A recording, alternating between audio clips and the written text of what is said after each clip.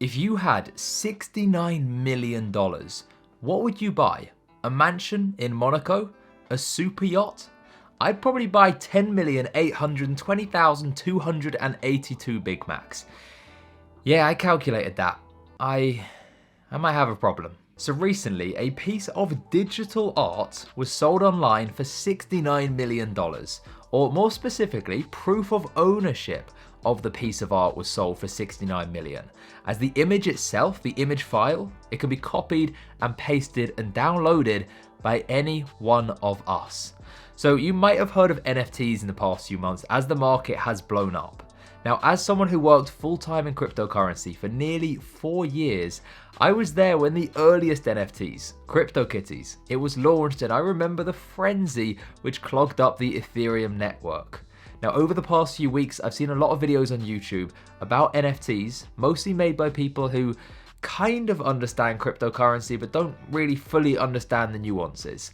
So even though I told myself I wasn't going to make this video, I'm making it anyway because I think it's really important to share with you a rational, no hype take on NFTs.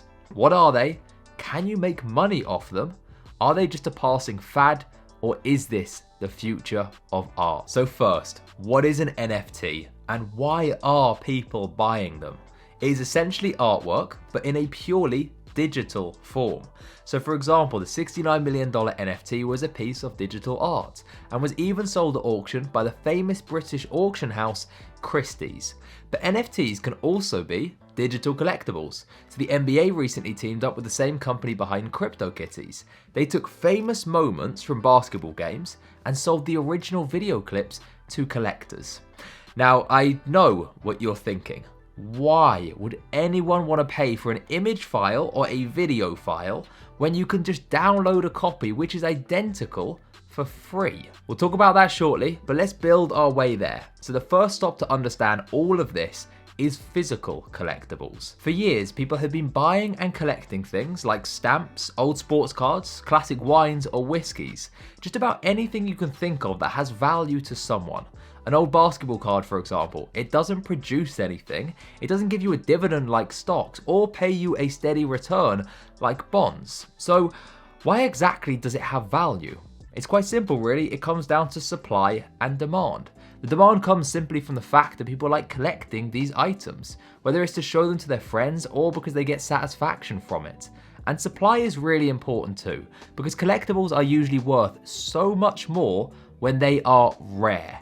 So take this first edition Charizard. What would this be worth to you? Maybe not that much, but as it's sold for $480,000, clearly collectors think it's very valuable. How about this 1992 Michael Jordan card? Again, depending what you like to collect, it might not be worth that much to you, but it's sold for $1.4 million. So clearly some collectors out there think it's extremely valuable. Now the next step is to understand digital items. Sure, maybe you're not into Pokemon or basketball, or maybe you are, but either way, being able to physically hold the card in your hands is something tangible. When things are digital though, it's really much harder to understand how they can have value. So I actually remember a time back at university when my friend was playing this game on his phone. I can't remember the name of the game, but he told me he had spent over £1,000 on in-game purchases. Over £1,000. I mean, needless to say, we had very different uni experiences. At the time, I was shocked.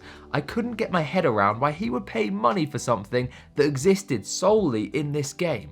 So I told another friend about this and he responded by saying, "Tom, I've been collecting in-game items over the past year and I've sold them for over £5,000. Again, I was shocked, but it really got me thinking. When you play a game, it's an experience. Just because it's on a screen instead of physically in your hands like a basketball card, it doesn't mean it's any less real of an experience to you. So like I say, I was quite late to understand why digital items have value. But whether it's in-game purchases, people buying and selling player packs on FIFA, or trading weaponry in fighting games, one thing is clear from the past decade.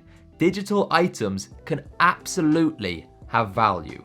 But what really gives an item value is being rare. So that Charizard card from earlier was an original edition. The Michael Jordan card is just one of 23 ever made. But one of the big problems with digital items is that they can be copied and pasted. For example, if you have a photo of something incredible on your computer, that might be valuable, but it's made less valuable by the fact that you can create as many copies as you want with just a few clicks. So, how do you make that image more rare? This is where the blockchain comes in. When you want to create something which can't be duplicated, the blockchain is the perfect solution. You've probably heard how there will never be more than 21 million Bitcoin, right? Well, this limit exists because it was written into the code and nobody can create new Bitcoin. Nobody can duplicate those coins. So I'm not going to get technical here because it's probably quite boring for anyone who isn't a nerd about this stuff like myself. But basically, you can attach a digital file to something called an NFT, a non-fungible token on a blockchain. And what that means in simple terms is there will only ever be one original of that item. And that makes the original item truly one of a kind. It makes it rare. But there is still one big question to answer here, because while there will only ever be one original, we can still create copies of the image or the video. Sure, they're not going to be the original, they'll be copies, but they look the same. So why would anyone really be willing to pay $69 million for the original piece of art if you know that someone could just copy that image file and create other copies? So the idea is this: what makes the Mona Lisa valuable? If someone were to produce an identical copy of it today, would it be as valuable as the original? Now, of course, no, it wouldn't be, because what makes the Mona Lisa valuable is the fact that it is the original. It's not about the combination of colours, because that can be copied easily and sold for just a fraction of the value. It's about the history of the painting, and that's something which only the original will ever have. The same goes for the Michael Jordan or the Charizard cards. Sure, you could just create new identical cards in a factory and I wouldn't be able to tell them apart, and neither would anyone else. But what gives them value is that they are the original. So when you have a digital item, whether it is a video or an image, what gives it value is a digital signature proving that it is the original copy. Without that, it's just any other copy. Now, to tell you the truth, if that doesn't immediately make a lot of sense to you, I completely understand. Around a year ago now, some really smart people in cryptocurrency that I follow started talking about the NFT market blowing up. Now, because I trust those people, in fact, most of them are much smarter than myself, I thought there could really be something to it. But honestly, I didn't understand it at the time, and it took me a lot longer to get my own head around it. So let's talk about investing in NFTs. Can you make millions, or will you lose everything? So this point is why I wanted to make this video for you, because I'm seeing people left, right and center sharing their guide on how to buy the best NFT or telling you that you can get rich overnight. I want to tell you the truth, and to do so I'm going to take you back to the 1840s. Back then in England, railways were beginning to connect the country. Excitement was rising as people began to realise that there could soon be demand for trains across the country. And so people began throwing their money at any railway company they could get their hands on. As a result, valuation of railway companies continued climbing higher and higher until they hit their peak in 1846 and a major crash ensued. In the late 1990s, the internet was beginning to show promise.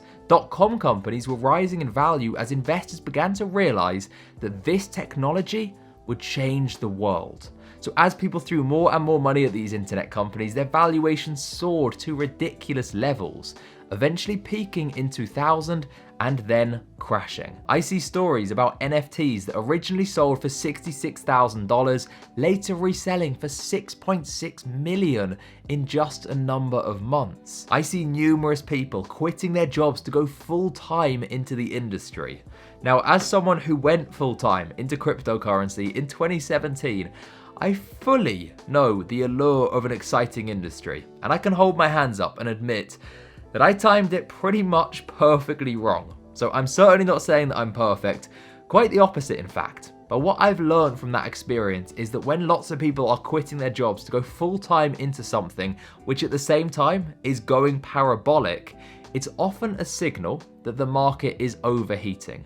So like I said at the start, I kind of didn't want to make this video because some of you might dislike this or unsubscribe, but really it's important for me to be able to share what I honestly think with you. So I'm going to share with you one more thing to consider and then offer an alternative approach to investing in NFTs, but one which benefits from their growth. So when you buy Bitcoin, you're buying a volatile asset. Now, you know I'm bullish on Bitcoin. I've been talking about it for years, but I don't shy away from the fact that it has these crazy cycles.